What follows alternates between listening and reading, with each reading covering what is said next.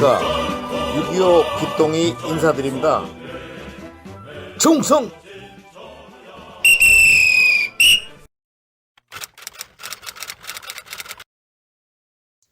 6.25 길동이는 두 번 다시 이 땅에서 전쟁 같은 민족 참화는 없애야 한다는 의미로 지나간 우리의 전쟁 역사 6.25 전쟁을 뒤돌아보면서 자유와 평화를 지키기 위한 국민적 다짐을 하기 위해서 하는 방송입니다.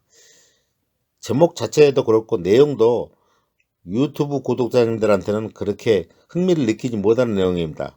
딱딱한 전쟁 내용이고 처참한 한국 전쟁의 내용이기 때문에 국민적 공감들을 어떻게든지 가져보자는 그런 사명감으로 이 방송을 꾸준히 진행하고 있다는 말씀을 먼저 드립니다. 어떤 구독자님은 전투 상황을 좀 더 상세하게 묘사해 주라고 하십니다만 군사수로 전투 용어를 너무 많이 넣어서 설명드리다 보면은 이해의 폭이 너무 한정되게 좁아져 버려요.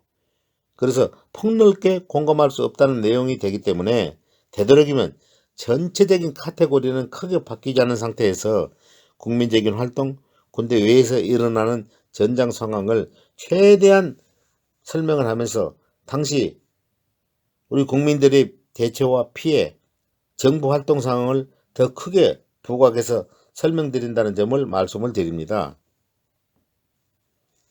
자, 그럼 오늘 말씀드릴 제목인 미 34연대의 붕괴와 미 24사단의 혈전에 대해서 말씀을 드리겠습니다.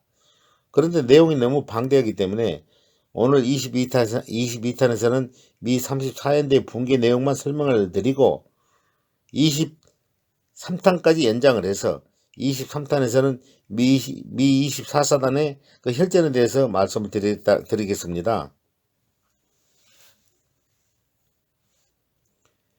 금강방어선 전투, 즉 대전 전투는 1950년 7월 14일부터 7월 21일 사이에 금강선을 끼고 대전에서 벌어진 전투입니다.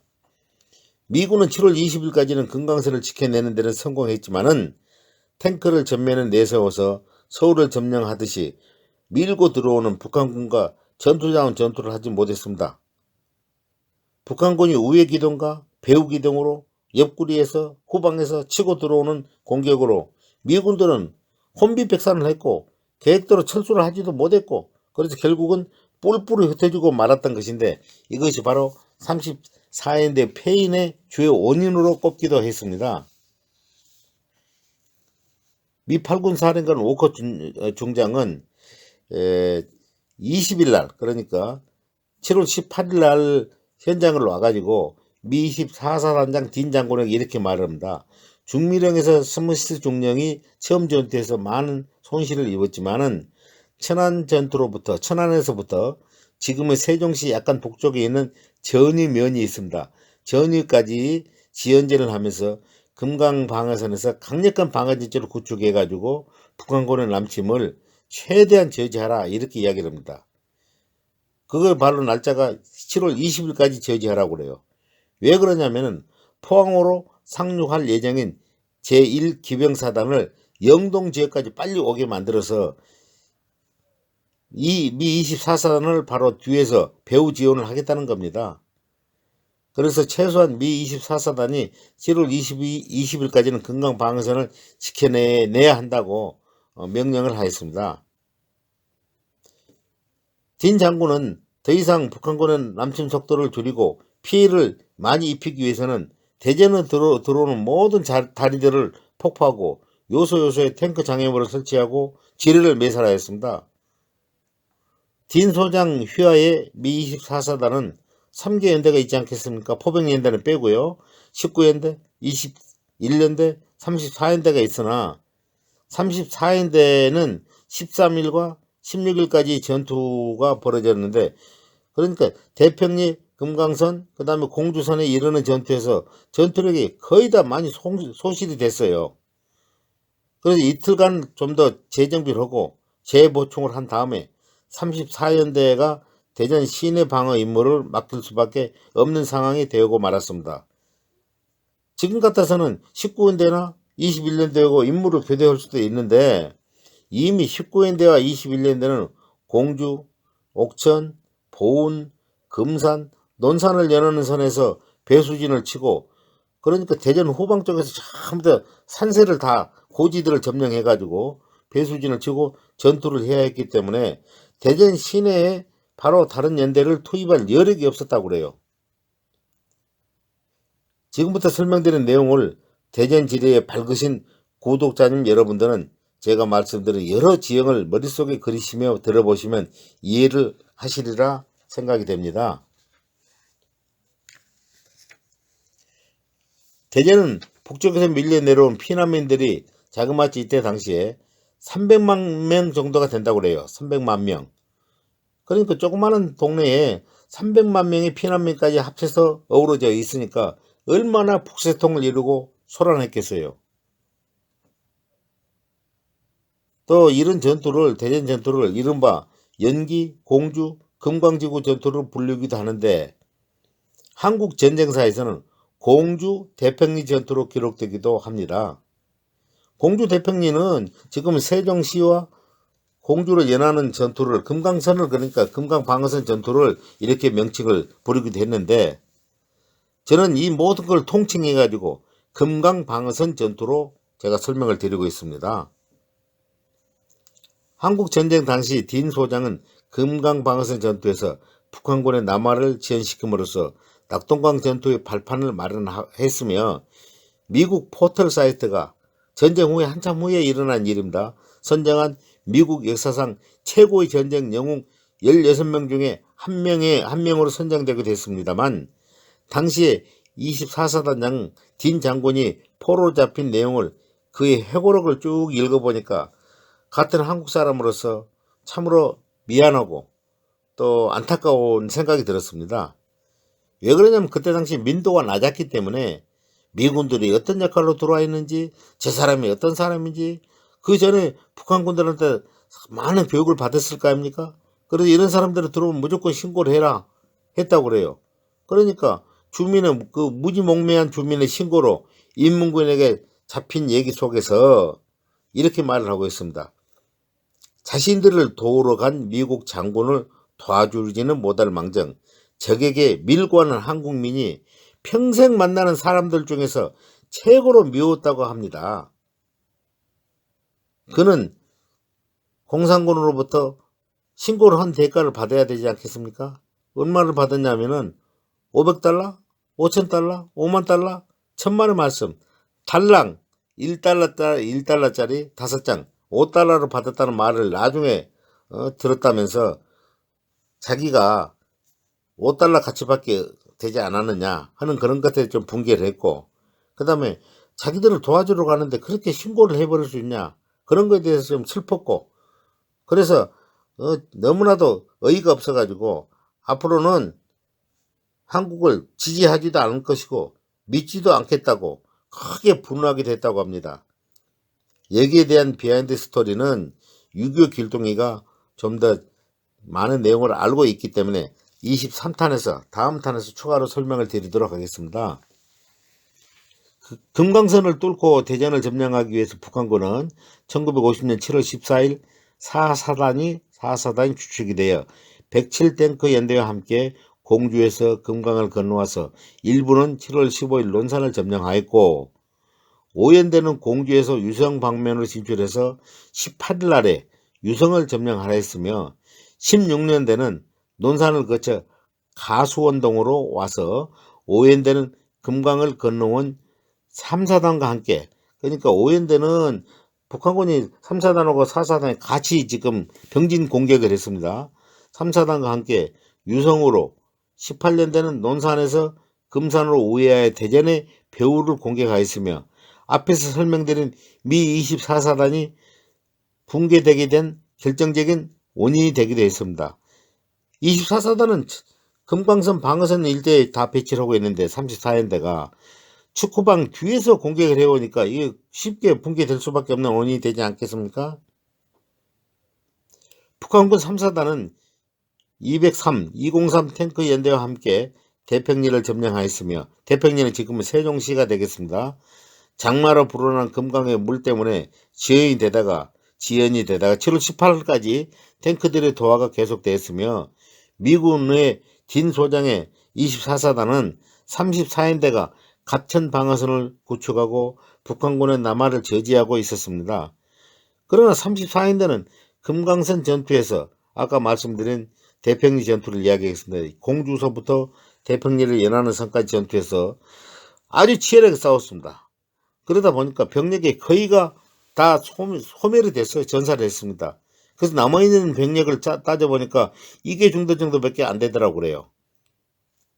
그래서 이런 전력을 가지고 일대대는 갑천이 내려다 보이는 138고지와 193고지에 배치되어 193고지 배치되어서 만년교 쪽, 그러니까 유성 쪽을 바라보면서 경계를 했고, 3대대는 남선봉 고지에서 축구방 지역에 배후를 지켰으며, 논산으로 이어지는 길은 정림동에서 각각 한 개 소대, 그러니까 전투 병력이 얼마 없기 때문에 여기도 상당히 중요한 목인데 한 개 소대밖에 겨우 차출할 수가 없어가지고 방어를 하고, 정림동 지역에서 딘 소장은 19일 밤에 대전에서 철수를 생각하고 있었다고 그래요. 사단 전체를 전부 다 후방으로 빼고 좀 다른 부대하고 임무교대를 할 수 있도록. 그런데 18일 대전 비행장을 방문한 워커 사령관이 강력하게 안된다, 20일까지는 대전은 사수하라고 명령을 하여서 19일 오전 충북 영동에 있던 19연대 2대대와 금산에 있던 사단 수색중대를 대전 시내로 이동을 시켰습니다. 그러니까 19연대에서도 축구방을 방어하고 있었는데 거기서 2대대를 차출을 더 하고 사단 수색중대까지 34연대로 추가적으로 보강을 해서 보강을 하기 위해서 이동을 시켰다고 그래요.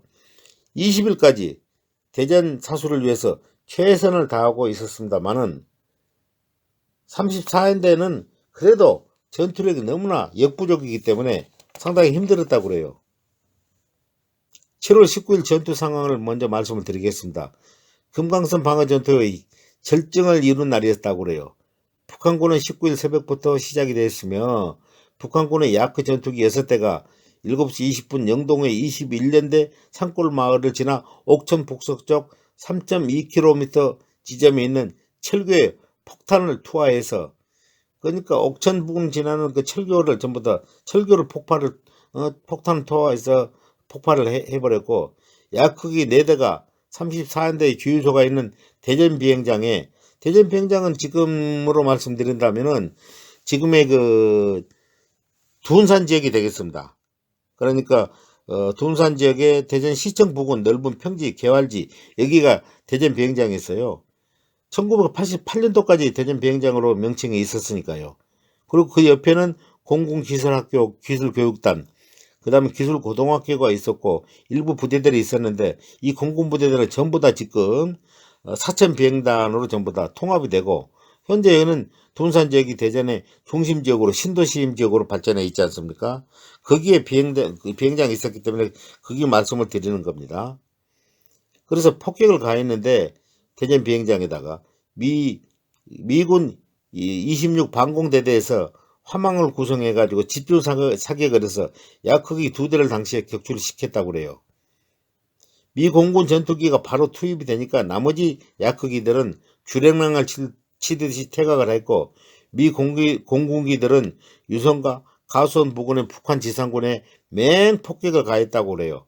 19일 오전 중에는 미군과 북한군의 지상군 부대 간에 최대의 폭격이 실시되었으며 북한군 4사단 5연대는 미군 34연대 1대대의 주진지와 대전 비행장 연대 주유소에 폭격을 퍼부었습니다. 이때부터 미 34연대 전선이 흔들리기 시작했고 비중대, 그러니까 34연대 비중대를 이야기합니다. 후퇴를 해서 우리 군은 1중대, 2중대, 3중대 그러지만은 미군들은 말을 어떻게 호칭을 하냐면은 A중대, B중대, C중대, 그러니까 알파, 브라보, 차리, 4중대는 델타 이런 식으로 호칭을 합니다. 그래서 2중대, 즉 B중대에는 후퇴를 해서 월평동 산 동쪽의 갈마동에 있던 대전 대대본부로 이동했지만은 북한군의 끊이지 않는 폭격 때문에 34연대는 19일 오후에 대전 비행장에 있던 포병진지와 연대 주유소까지 충남도청과 충무체육관 인근으로 전부 다 이동을 하였습니다. 그러다 보니까 19일 오전 가수원 쪽에서도 북한군 출현이 자주 보고가 되고, 금산에서 이동해온 미군 수색 중대가 23번 국도로 순찰하던 중에 10시 30분에 진잠 인근에서 북한군의 기습 사격을 받아 그 수색 소대가 아주 많은 피해를 입었어요. 34연대 L중대 급히 정림동 원동 지금의 서부 소방서 맞은편의 도솔산을 점령하였고, 정오부터는 가수원 교량을 사이에 두고 갑천을 건너려는 북한군과 치열한 전투가 벌어졌습니다. 그야말로 가수원 동호 지금의 건너편에 보는 은하 아파트가 있어요. 그 은하 아파트 쪽에는 북한군이, 정림동 우성 아파트 쪽의 지역에서는 미군들이 갑천을 사이에 두고 엄청난 전투가 벌어졌다고 그래요. 물론 양측의 손실은 진짜 말로 표현할 수 없을 정도로 엄청나게 많았다고 그래요. 얼마 동안을 싸우는지 딘 장군은 M24 탱크 2대를 직접 지휘하며 독려했으나 딘 소장의 24사단이 밀리는 상황이 되고 말았으며, 정오의 대전 지역에 도착한 19연대 2대대는 13시경에 정림동에 투입이 됐고, 가수원 다리가 내려다 보이는 남북 고지군, 그러니까 지금의 도솔산 계곡에 화장터가 있습니다. 그 화장터의 고지와 서부 소방서 뒤편의 그 고지들을 점령해서 도솔산 진지를 보강하였다고 그래요. 19연대는 지휘소를 유천동에 두고 예비 중대를 산성동 내거리 인근에 배치하였습니다. 19연대 2대대는 밤새도록 가수원 뒤편에 고봉산 기슭 그 계곡이 있어요. 고봉산에 봉우리가 9개 아닙니까? 그 밑에 계곡으로 들어가면 잘 보이지도 않고, 외부의 침공에 대해서는 상당히 많은 방어를 받을 수 있는 지형이에요. 그래서 북한군 4사단 16년대가 거기에 있었는데, 양측에서는 얼마나 싸워대는지 총구가 또는 포신이 뻘겋게 달아올 정도로 엄청난 화력전을 하였다고 합니다. 북한군 제4사단 18년대는 보문산 남쪽, 지금의 뿌리공원 쪽 소로를 따라서 금산의 복수면과 옥천으로 가는 길을 차단하려고 이동을 시작했는데, 자정 무렵에 미군 사단 수색중대가 파남동 옆에 있는 상소동 부근의 17번 국대에서 북한의 기습 사격을 받아가지고 사상자가 다수 발생했다고 그래요. 그 다음에 7월 20일 전투 상황을 보면은 새벽부터 치열한 전투가 시작됐어요. 새벽 3시부터는 유성의 북한군은 탱크선을 요란하게 내면서 전면 공격을 개시하여 올평동 북쪽의 갑천 부근의 근처를 우회해서 138고지에 있던 미군의 34연대 1대대 관측소를 공격하는 한편, 도솔산 계곡, 그러니까 지금의 시립 화장터 계곡 뒤로 숨어 들어가 가지고 138고지를 포위하여 공격하기 시작했다고 합니다. 이러다 보니까 34연대 1대대는 더 이상 도솔산을 사수할 수가 없어서 진지를 버리고 후퇴하기 시작했으며, 도솔산 능선, 그러니까 지금의 배지대학교 뒷산 길게 내려선 고지를 내려오면서 빨리 철수하게 됐다고 그럽니다. 도솔산이 뚫리고 나니까 북한군의 탱크는 그야말로 시내로 쉽게 들어왔어요. 그래서 34연대 1대대장은 적의 주력을 피해서 지금의 내동 KT 연수원 부근을 경유해가지고 뒤로 골목을 경유해가지고 골목으로 빠져나와가지고 대대원들을 인솔을 해가지고 뒤로 빠져나오는데, 새벽 4시경 34연대 통신지휘망이 완전히 두절이 돼가지고 직접 통신선 복구를 해서 밖에 나가서 통신선 복구를 확인하던 통신병들로부터 보고가 들어왔는데, 대전 비행장 부근 도로에서 적 병력들이 거리낌 없이 왔다 갔다 한다는 보고를 받고, 전반적인 상황이 궁금해서 미 34연대장은 집차를 타고 서대전 내거리, 지금의 서대전 내거리를 지나가지고 도마동 시장을 경유해서 유성 방향으로 가다가 도로상에서 북한군 탱크가 정면으로 마주쳤다고 그래요. 그래서 적 기관총들이 적은 기관총을 동원해서 막 사격을 하니까 집차에 내려가 가지고 바로 옆에 도마 사거리에서 매복하고 있던 미 34연대 3.5인치 로켓 포조에게 빨리 적 탱크를 격파해라, 이래서 명령을 해가지고 다행히 먼저 보고 먼저 쏴가지고 로켓 포탄이 명중을 해서 북한군 탱크를 화염에 휩싸이게 했다고 그래요. 새벽 6시경에도 수춤교를 건너오던 적 탱크 2대를 파괴했다고 그럽니다. 그러나 미 34연대의 필사적인 저항에도 불구하고 6시 30분경에 북한군 탱크 3대가 대전 시내 진입에 성공을 하였습니다. 대전 시내 진입이라는 것은 과거 충남 도청과 지금의 대전 역정과 은흥적인 거리 일대를 말하는 것입니다. 탱크에는 보병들이 타고 있었으며 그들은 저격병으로 변해가지고 대전 시내를 막 누비고 돌아다니면서 갈기고 다니면서 보이는 건물 사람들마다 총과 포탄을 갈기며 돌아다녔다고 그래요. 피난민과 대전 시민들의 피해는 말로 표현할 수 없을 정도로 컸다고 그럽니다. 34연대와 인접한 미 19연대 2대대는 밤새도록 적과 화력전을 펼쳤으며 새벽이 되니까 북한군이 추가로 갑천을 건너와서 2대대도 더 이상 버틸 수가 없어가지고 다시 한번 이제 어떻게 해야 될 거냐 판단하다가 북한군이 추가적으로 증원이 되다 보니까 안 되니까 후퇴할 수밖에 없었다고 그래요. 결국 34연대와 19연대 2대대는 대전 시내에서 북한군에게 밀려나서 보문산 정상으로 집결했지만은 나머지 통신이 안 된 부대들은 전부 다 거기에서 흩어져 가지고 뒤에서 적들이 밀고 돌아다니고 갈기고 돌아다니고 총을 쏘니까 어떻게 했겠어요.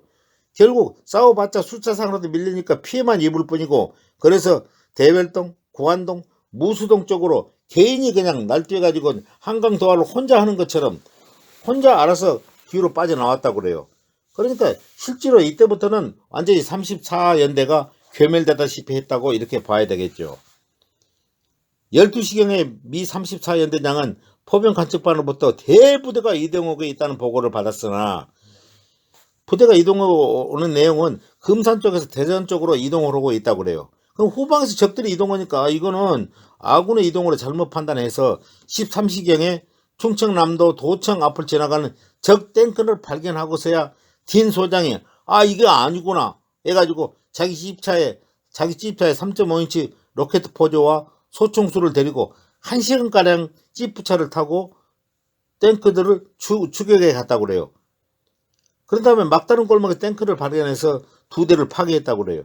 그만큼 대전 시내에서 숨고 찾는 거, 꼬리에 꼬리를 물고 찾는 거, 그래서 만나면 물리고 무는 싸움이 치열했다고 그래요. 답답해서 직접 전장에 뛰어들어서 적 탱크를 파괴했다고 하는 것은 사단장의 무용담입니다만은 제가 지금 생각하는 것은 좀 이거는 뭐가 잘못됐다고 생각이 돼요. 왜 그러냐면 사단이 지금 거의 와해 직전에 있는데 사단장은 전반적인 전투 상황을 관리하고 전투 상황을 파악하고 어느 부대는 빼고 어느 부대는 다시 거기 가서 증오를 해주고 어떻게 막고 방어를 하고 지연전을 하고 후퇴를 해라 이런 전장과제를 전반적으로 해야 되는데 사단장이 자기 집차에 로켓 포조를 싣고 1시간을 적 전차를 추격해서 2대를 파괴했다는 것은 이거는 무용담일 뿐이지 사단장으로서는 할 일이 아니다 이런 생각이 든다 이거예요. 최소한도 소대장도 아니고 분대장 정도 그 다음에 3.5인치 로켓 킬러조나 이렇게 할 일인데 이걸 사단장이 했다고 이렇게 무용담처럼 지금도 전해오고 있습니다. 34연대 1대대와 19연대 2대대는 통신이 완전히 두절돼가지고 아까 개별적으로 다 빠져나왔다고 그랬지 않습니까? 금강변, 갑천변에 배치된 미국 34연대 주력은 거의 보문상으로 철수했는데도 방어를 계속하고 있다는 것으로 파악되고 있었기 때문에 피해가 그만큼 컸겠죠. 북한군의 주력은 옥천과 금산을 연결하는 길을 차단하기 시작하였고 이미 대전 시내에는 여러 부대들이 집단으로 이동하는 것을 발견하고도 우군인지도 모르고 적군인지도 모르고 구분이 안 되기 때문에 포병을 요청해가지고 진내 사격처럼 대전 시내에다 적 대규모 밀집부대가 올라오고 있으니까 사격을 좀 해달라 포격을 좀 포를 쏴달라 이렇게 해야 되는데 그거를 사격하지 말도록 했다고 그래요. 이는 사실은 북한군의 주력들이었기 때문에 미 24사단과 북한군 4사단의 주력들이 뒤섞여서 뒤섞인 상황이 되어버렸기 때문에 그야말로 사륙전, 육박전, 그 다음에 시가전이 전개됐다고 봐야죠. 이미 미 34연대는 최대의 피해를 봤으며 대전역에서는 화물차량 10대에 기차 화물차량 10대에 탄약과 보급 물품을 가득 실어놓고 있는데 이거를 영동 쪽으로 또 이동을 시켜야 되는데 가오동과 세천터널, 파남동이 북한군의 수중에 들어가 있어가지고 화물차 운송은 정말 어려웠다고 그래요. 그리고 도보부대는 2시간 동안 치열한 접전 끝에 결국은 그 북한군의 완강한 힘에 밀려가지고 마달령 쪽으로 철수하고 말았다고 그래요. 미 24사단의 질서 있는 영동 지역의 철수는 물거품이 되고 있으며 큰 도로들은 북한군으로 수중에 들어가서 있는 상태였기 때문에 어쩔 수가 없다고 그래요. 그래서 이원역에서 대전역의 화물칸을 이송하려고 기차 대가리를 끌고 그쪽으로 갔다고 그래요. 거기에는 기관사 2명 오고 호송병 1명, 그러면 화차를 연결하려고 그러니까 경계병도 필요할 것이고 그 다음에 민간 주민들을 이용해 가지고 연결하는데 도움을 받고 그래야 될 거 아닙니까? 그런데 적들의 공격으로 기관사 2명 오고 호송병 1명만 살고 나머지는 거기서 다 전사를 했다고 그래요. 심지어는 미 24사단장 딘 소장도 부관과 함께 저격병들의 사격을 피해 가지고 시내로 빠져나오려고 했는데 이 시내로 빠져나올 때는 옥천 쪽으로 가야 되는데 옥천 쪽으로 가지 못하고 인동 4개를 지나서 금산길로 잘못 길을 들어섰다고 그래요. 할 수 없이 산내 초등학교 부근에서 차를 버리고 산으로 탈출했다고 합니다. 그러니까 이때부터 그냥 산속을 헤매다가 한 달의 동안을 필사적으로 부대 합류를 위해서 딘 장군이 노력했지만은 결국 사단장은 전북 진안에서, 그러니까 지금 진안이라면 용담댐이 있는 곳을 말씀드릴 것이 있겠습니다. 전북 진안에서 포로가 되고 말았다고 그래요. 이 내용은 6.25 길동이가 좀 더 상세히 다음 탄에서 설명을 드리도록 하겠습니다. 금강방어선 전투에서 즉 대전 전투는 미군의 34연대가 주로 싸웠던 전쟁인데 이 내용에 대해서 전투 결과를 말씀드린다면 미군 3,933명이 참가를 했는데 이 중에서 거의 50% 가까이가 되는 1,150명이 손실을 입었다고 그래요. 손실이란 것은 이들 중에 48명이 전사를 했고 228명이 부상을 입었으며 자그마치 874명이 실종이 되었다고 그래요. 그래서 참 안타깝게도 말할 수 없는 전투력에 밀려가지고 지금 34연대가 괴멸됐다고 봐야 되겠죠. 이로써 금강방어선 전투는 7월 20일에는 완전히 북한군 수중으로 넘어가고 말았습니다. 금강방어선 전투에서 미 제24사단은 많은 인명과 장비를 잃었지만은 워커 장군이 필요로 했던 2일간의 지연 시간을 확보해 주었으며 이후 미 24사단은 미 제1기병사단과 함께 임무 교대를 했다고 합니다. 상처뿐이 영광이라는 말이 있지 않습니까? 그래서 임무 교대 전까지의 미 24사단의 치열한 금강방어선 전투 상황은 다음 편에서도 말씀을 드리겠습니다.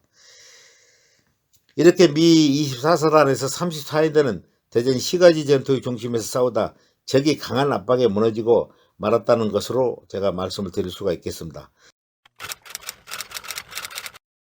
다음 제23탄은 미 제24사단의 금강방어선의 혈전에 대해서 설명을 드리겠으며 6.25 길동이는 이만 물러갑니다. 아침 기온이 차가워지고 있습니다. 여러분 건강 조심하십시오. 여러분 안녕히 계십시오. 충성!